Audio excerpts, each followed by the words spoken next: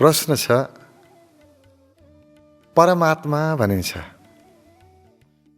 यानी कि परम आत्मा,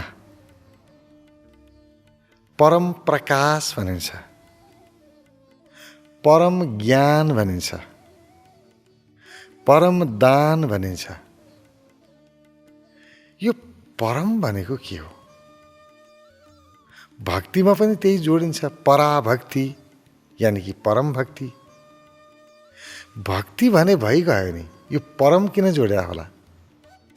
दान भने भइगयो, परम दान किन भनेको होला?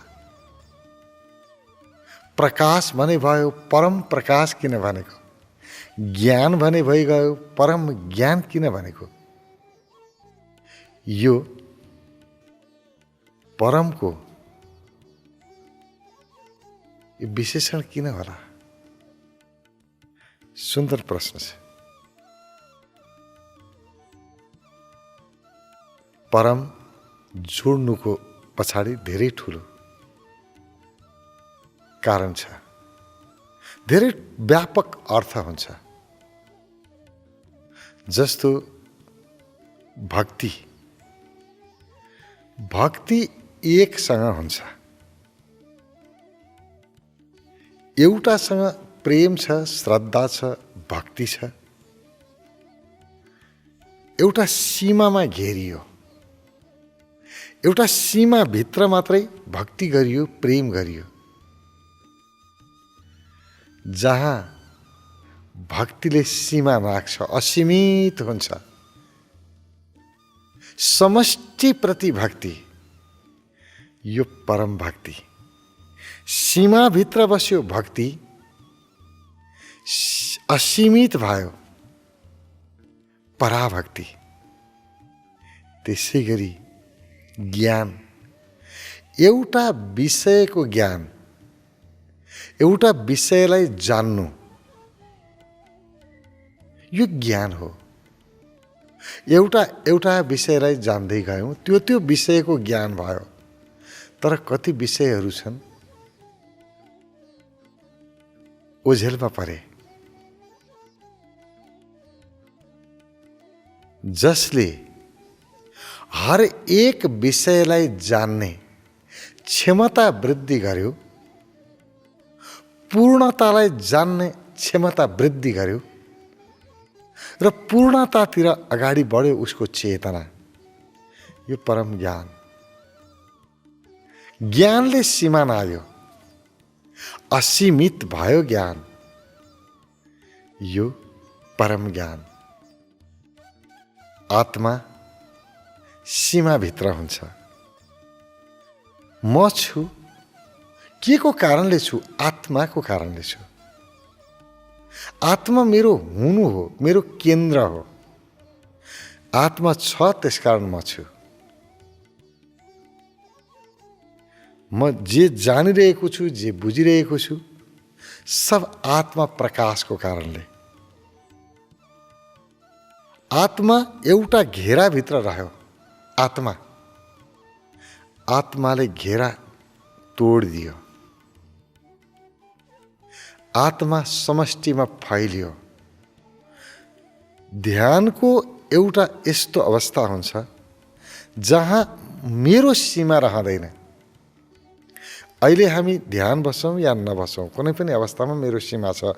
म भनेको यति हुँ, जति मेरो शरीर छ, यही सीमाभित्र म छु।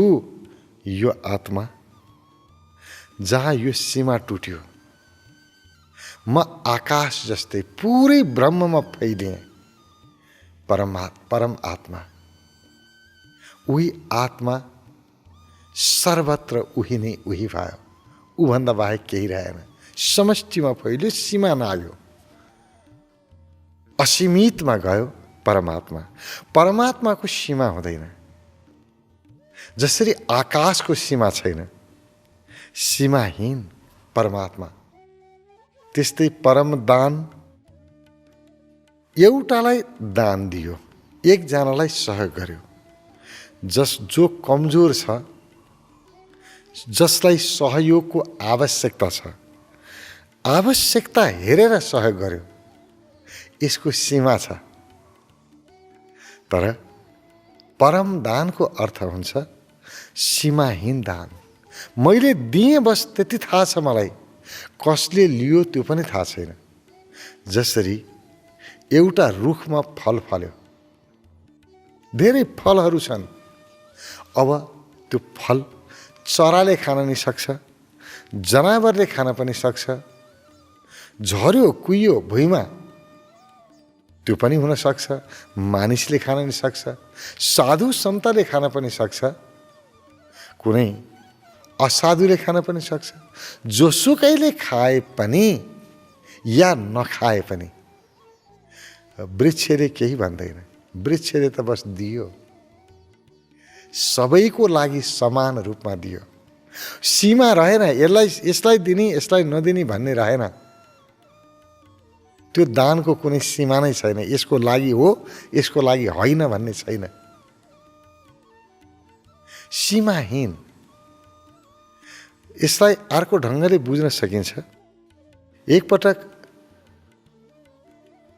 अर्जुनलाई, यो महाभारतको कथामा आउँछ, अर्जुनलाई चाहिँ एउटा चित्त बुझेको रहन्छ, कर्णलाई दानवीर भनेको चित्त नबुझेको रहेछ। अनि भगवान कृष्णलाई अर्जुनले भन्नुभयो, भगवान यो कर्णलाई किन दानवीर भनेको? त्योभन्दा त हामी नै दानी छौँ नि। मेरो दाजु युधिष्ठिर जसलाई जे चाहिन्छ दिनुहुन्छ, धर्मराज, म पनि कसैलाई कुनै कन्जुस्याइ गर्दिनँ, सबैलाई दिएकै छु आफूले भ्याएसम्म।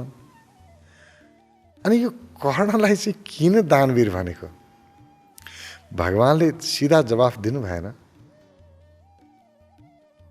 तर पछि एउटा काम अराउनु भयो अर्जुनलाई। अर्जुन, यहाँ केही सम्पत्ति राखेको छ, असर्फीहरू छ, जति चाहिए पनि मुद्राहरू असर्फी जम्मा छ, जति चाहिए पनि छ, चिन्ता नगर। त्यो गाउँका मानिसहरू अलिक कमजोर छन् सम्पत्तिको मामिलामा, उनीहरूलाई बिहान बेलुकाको छाक टार्न पनि मुस्किल छ भन्ने मैले बुझेँ। त्यसकारण त्यो गाउँका मानिसहरूलाई तिमी बोलाऊ र यो असर्फी बाँडिदेऊ। जति बाँडे पनि पुग्छ, चिन्ता छैन, बाँडिदेऊ, थुप्रो धेरै छ। अनि अर्जुनले हुन्छ भन्नुभयो। त्यसपछि त्यो गाउँको मानिसलाई निमन्त्रणा गर्नुभयो, सबै आउनु, हामी असर्फी दिँदैछौँ। सबै मान्छे लाइन लागेर आए। अनि अर्जुनले न्यायोचित हिसाबले बाँड्नुभयो। तिम्रो घरमा कति परिवार छ?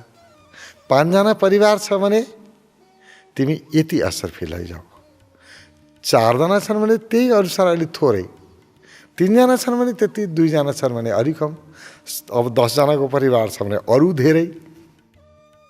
जति परिवार छन् त्यो अनुसार दिने हो, सबैलाई बराबर होस्, कसैलाई पनि अन्याय नहोस्, कसैले धेरै कसैले थोरै त्यस्तो नपाउन्। किनभने धर्मराजको भाइ अन्याय त गर्नु भएन, सबैको लागि बराबर होस्, त्यसरी मिलाएर उहाँले दिन थाल्नुभयो। नाम लेख्यो, कसको तिम्रो घरमा कति परिवार छन् सोध्यो, अनि त्यो परिवार अनुसारको दियो। त्यसो गर्दाखेरि समय लाग्यो, दिनभरि बाँड्दाखेरि पनि भ्याइएन। कयौँ मानिसहरू अझै बाँकी छन्, कति दिन लाग्ने हो त्यो पनि थाहा भएन। अर्जुन थाक्नुभयो, बेलुका भइसक्यो, थकाइ लाग्यो उहाँलाई। अनि बाँकी रहेका मानिसलाई भन्नुभयो, भोलि यति बजेबाट मात्रै म फेरि गर्न सक्छु, अहिले म धेरै थाकेँ, अहिले चाहिँ यो दान दिने काम हामी बन्द गर्छौँ, भोलि लैजानु होला, भोलि तपाईँ यो समयदेखि आउनुहोला। थाकेर घर आउनुभयो। अनि भगवान कृष्णले भन्नुभयो, बाबु के गर्यो? बाँड्न बन्द गर्यो भने? यस्तो धेरै थाकियो, त्यस कारण भोलि भने मैले त।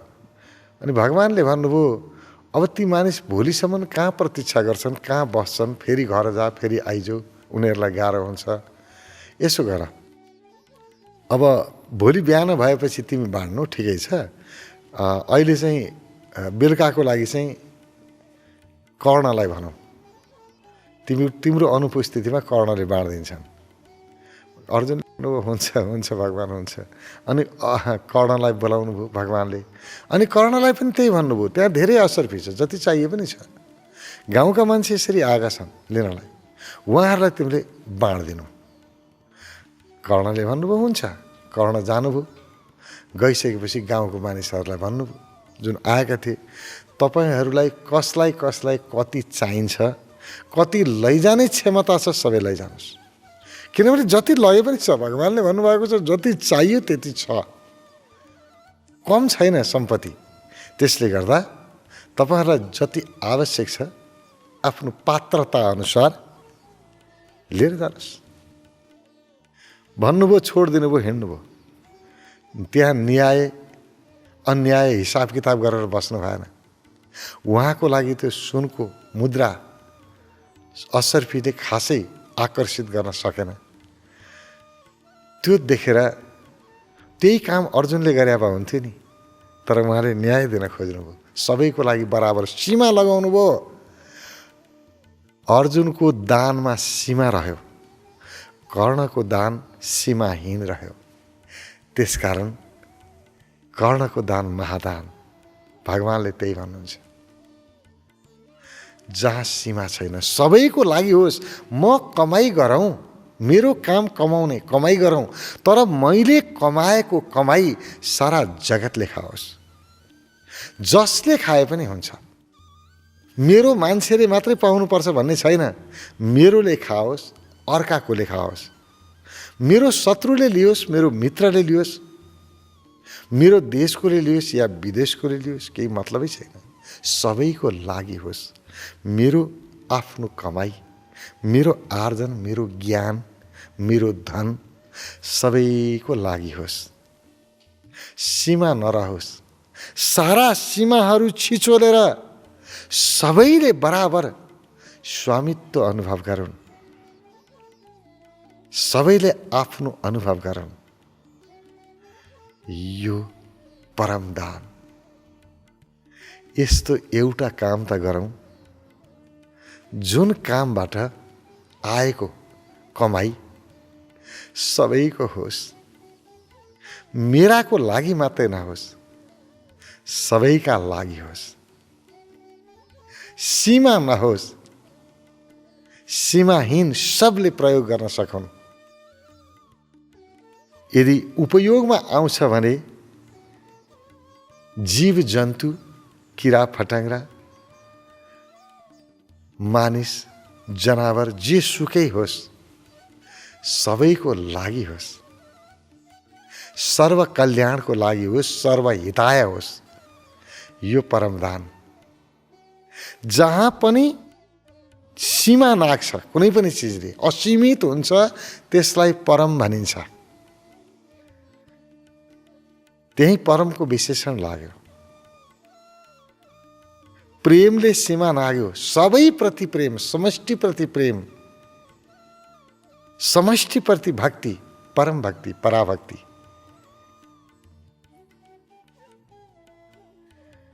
समष्टिप्रति दान, परम दान।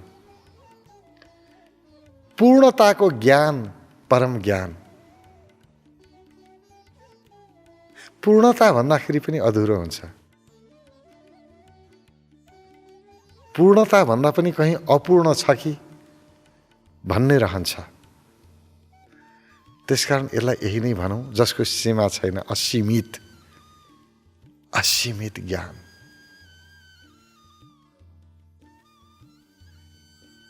यो परम। र जहाँ पनि परम शब्द जोडियो त्यो त ईश्वरमय भयो।